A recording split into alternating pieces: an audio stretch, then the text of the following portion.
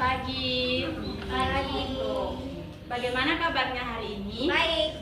Alhamdulillah. Saya lihat hari ini anak-anak ceria ya. Yang cewek cantik-cantik. Masa? Yang cowok ganteng-ganteng juga, masya Allah. Alhamdulillah. Baik, sekarang saya akan melanjutkan materi sebelumnya, yaitu masih tentang ketenaga kerjaan.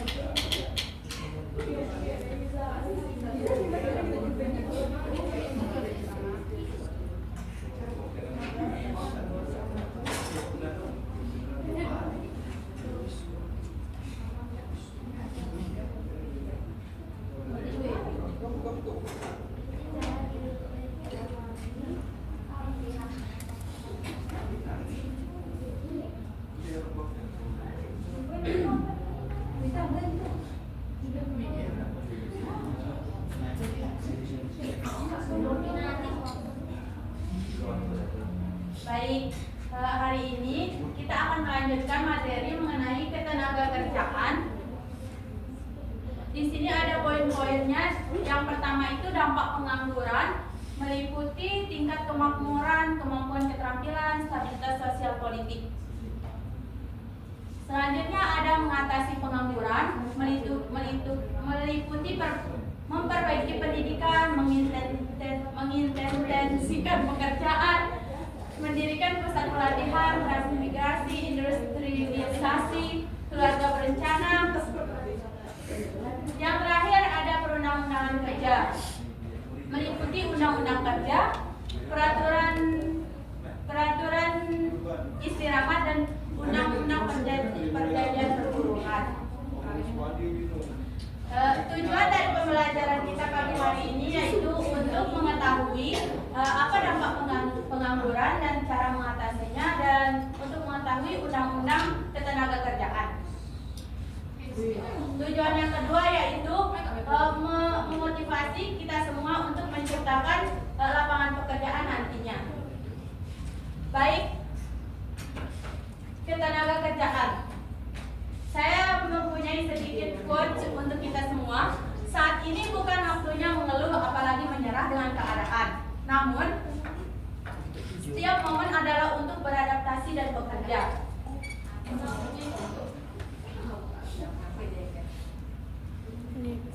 Maksudnya di sini kita dituntut untuk terus semangat dan tidak ada kata mengeluh, dan harus bekerja dan mencinta pekerjaan kita. Nah, di sini ada dampak pengangguran terhadap kegiatan ekonomi masyarakat. Dampak negatif pengangguran antara lain sebagai berikut. Yang pertama, tingkat kemakmuran yang mungkin dicapai tidak maksimal. Pengangguran menyebabkan pendapatan nasional yang dicapai lebih rendah dari pendapatan nasional potensial. Keadaan ini berarti tingkat kemakmuran masyarakat yang dicapai lebih rendah dari tingkat kemakmuran yang mungkin dapat dicapainya. Yang kedua, kehilangan kemampuan keterampilan. Keterampilan dalam mengerjakan sesuatu pekerjaan hanya dapat dipertahankan apabila keterampilan tersebut digunakan dalam praktik. Menganggur dalam periode yang lama akan menyebabkan tingkat keterampilan pekerjaan semakin menurun. Contohnya, kita kan sudah kuliah, kita mempunyai keterampilan masing-masing, dan kalau keterampilan itu selama kita mempunyai keterampilan itu kita tidak bekerja, maka keterampilan itu akan hilang.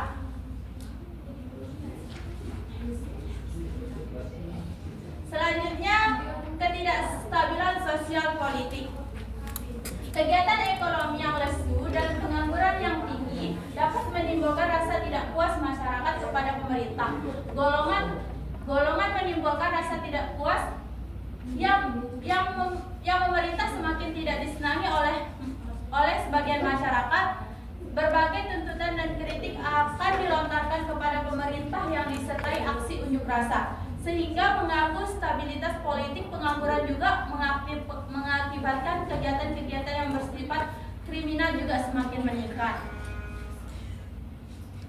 Cara mengatasi pengangguran.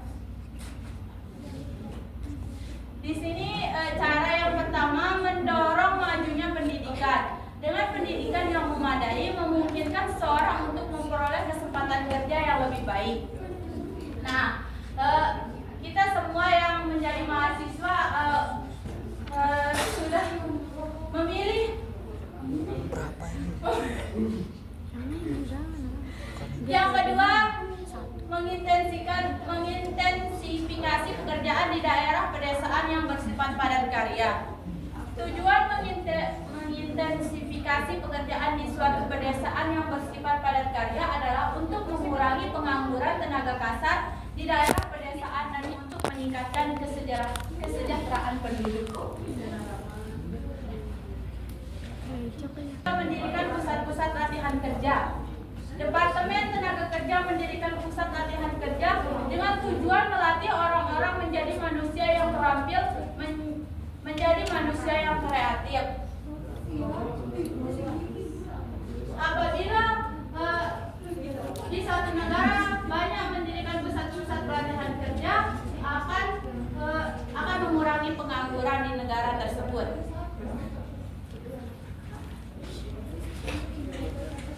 Selanjutnya meningkatkan transmigrasi.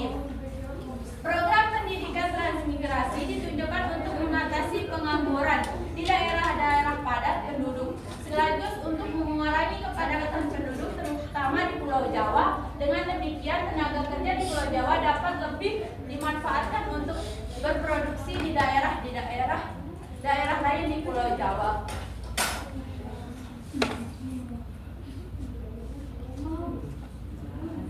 Selanjutnya industrialisasi. Dengan berdirinya banyak pabrik industri berarti lebih banyak tenaga kerja yang dapat diserap. Selanjutnya menggiatkan pelaksanaan program keluarga berencana atau KB. Program KB antara lain bertujuan untuk menghambat pertambahan penduduk dalam usaha mengurangi laju pertambahan golongan angkatan kerja. Jika antara pertambahan jumlah angkatan kerja seimbang dengan jumlah lapangan kerja yang tersedia, maka masalah pengangguran dapat diatasi.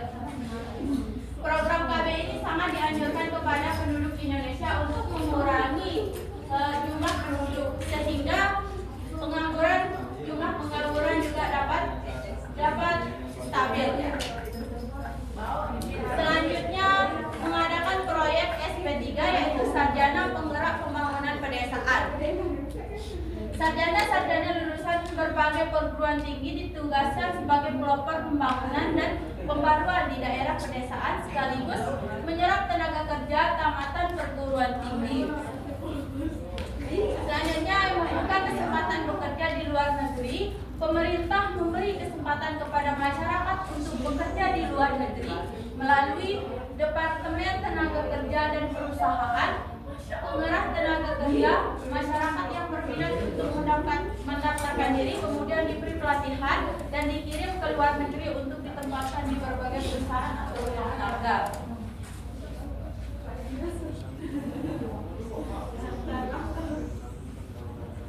Selanjutnya di sini ada perundang-undangan kerja dan peraturan-peraturan perburuhan.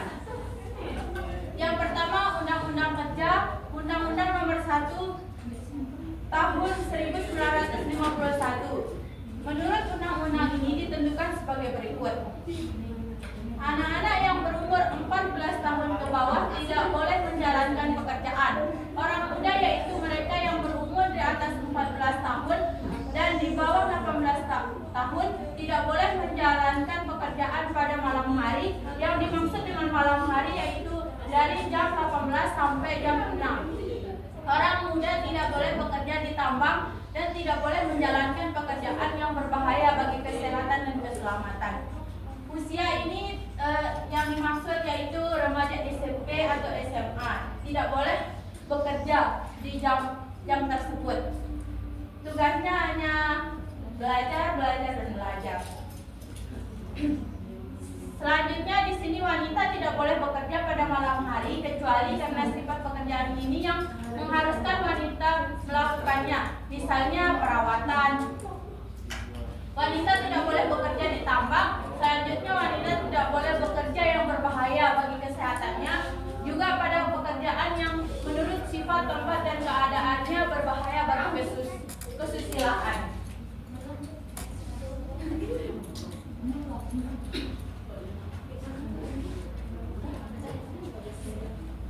Selanjutnya, buruh tidak boleh bekerja lebih dari 7 hari sehari dan 40 jam seminggu. Apabila pekerjaan dilakukan pada malam hari atau berbahaya bagi kesehatan dan keselamatan, maka tidak boleh bekerja lebih dari 6 jam sehari atau 30 jam seminggu. Selanjutnya, waktu istirahat harus ada setelah bekerja 4 jam terus-menerus. Istirahat tidak boleh kurang daripada setengah jam. Tiap-tiap minggu harus diadakan sedikit-sedikitnya 1 hari istirahat.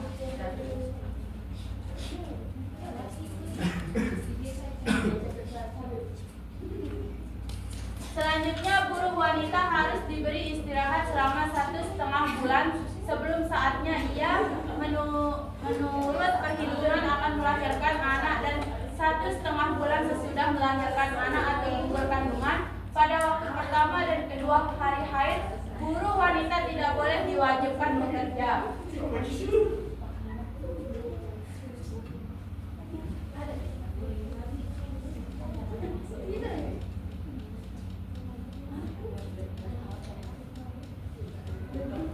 Yang kedua di sini ada peraturan istirahat tahunan bagi buruh.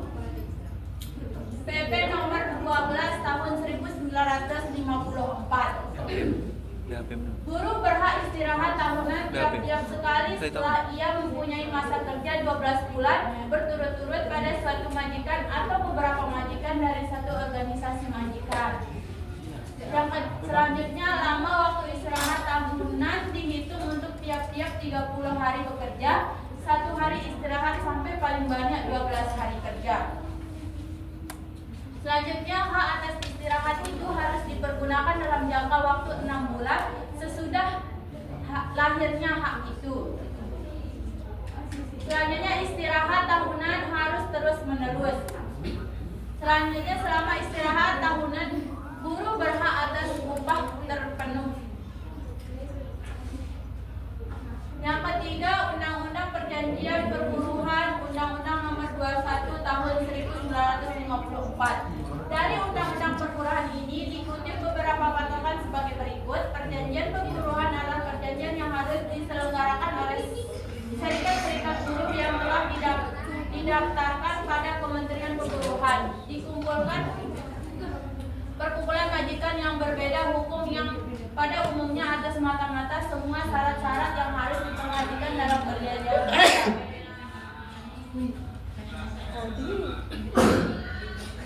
Yang keempat, Undang-Undang Penyelesaian Perselisihan Perburuhan, Undang-Undang Nomor 22 Tahun 1957. Dari undang-undang ini dikutip beberapa patokan sebagai berikut. Yang pertama, perselisihan perburuhan ialah pertentangan antara majikan atau perkumpulan majikan dengan serikat buruh atau gabungan serikat buruh terhubung dengan tidak adanya persesuaian paham mengenai hubungan kerja, syarat-syarat kerja dan atau keadaan perburuhan. Yang kedua, bila mana terjadi perselisihan perburuhan, maka serikat buruh dan majikan mencari penyelesaian perselisihan secara damai dengan jalan perundingan. Yang ketiga, majikan dan buruh yang terlibat dalam perselisihan perburuhan atas kehendak mereka sendiri atau anjuran panitia daerah dapat meminta supaya perselisihan mereka diselesaikan oleh juru pemisah. Yang keempat, di sini putusan juru pemisah atau dewan pemisah sesudah disahkan oleh panitia pusat mempunyai kekuatan hukum sebagai putusan panitia pusat. Yang kelima, peraturan hari libur bagi buruh. Semua buruh mendapat istirahat dengan upah penuh pada hari libur nasional selain hari Minggu adalah hari-hari besar nasional. Hari besar nasional tersebut adalah tahun baru dan 1 Januari, proklamasi kemerdekaan, 17 Agustus, Nuzulul Quran, Isra Mi'raj, Idul Fitri 2 hari, Idul Adha 1 Muharram, Maulid Nabi Muhammad SAW, wafat Isa Al-Masih, Paskah hari kedua, kenaikan Isa Al-Masih, Pentekosta hari kedua, Natal hari pertama, Hari Raya Nyepi, Hari Raya Waisak, dan Tahun Baru Imlek.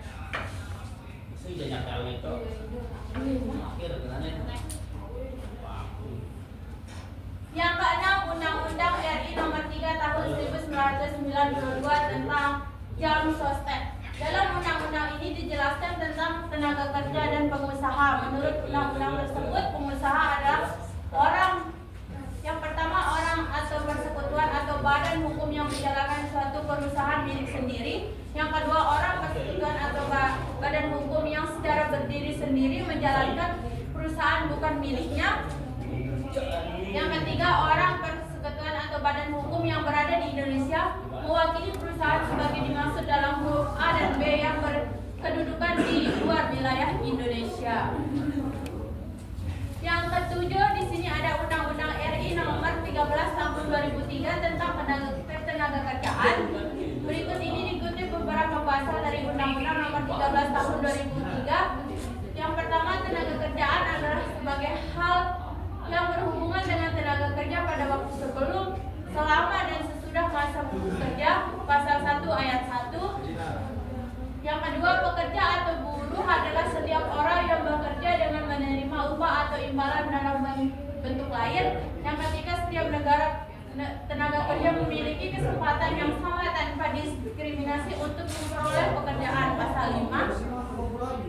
Yang keempat, pelatihan kerja diselenggarakan dan diarahkan untuk meningkatkan dan mengembangkan kompetensi kerja guna meningkatkan kemampuan produktivitas dan kesejahteraan. Yang terakhir, setiap tenaga kerja mempunyai hak dan kesempatan yang sama untuk memilih, mendapatkan atau pindah pekerjaan dan memperoleh penghasilan yang layak di luar negeri. Mungkin hanya itu materi tenaga kerjaan yang dapat saya sampaikan pada pagi hari ini.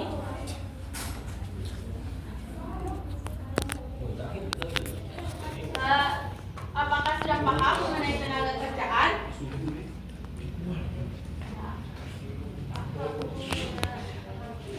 Baik, apakah ada yang ingin dipertanyakan mengenai tenaga kerjaan, yaitu dampak pengangguran, cara mengatasi dan undang-undang kerja tersebut?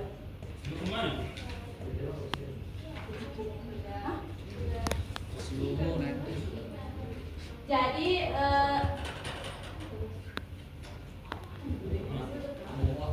baik, sudah ya. Semoga materi ini dapat bermanfaat bagi kita semua tentunya, dan dapat semoga keterampilan yang kita punya dapat kita pergunakan sesuai keterampilan kita di tempat kita bekerja nantinya, dan semoga kita dapat menciptakan lapangan pekerjaan supaya dapat mengurangi pengangguran yang ada di negara kita. Baik, hanya ini yang dapat saya sampaikan. Wabillahi taufiq wal hidayah. Wassalamualaikum warahmatullahi wabarakatuh.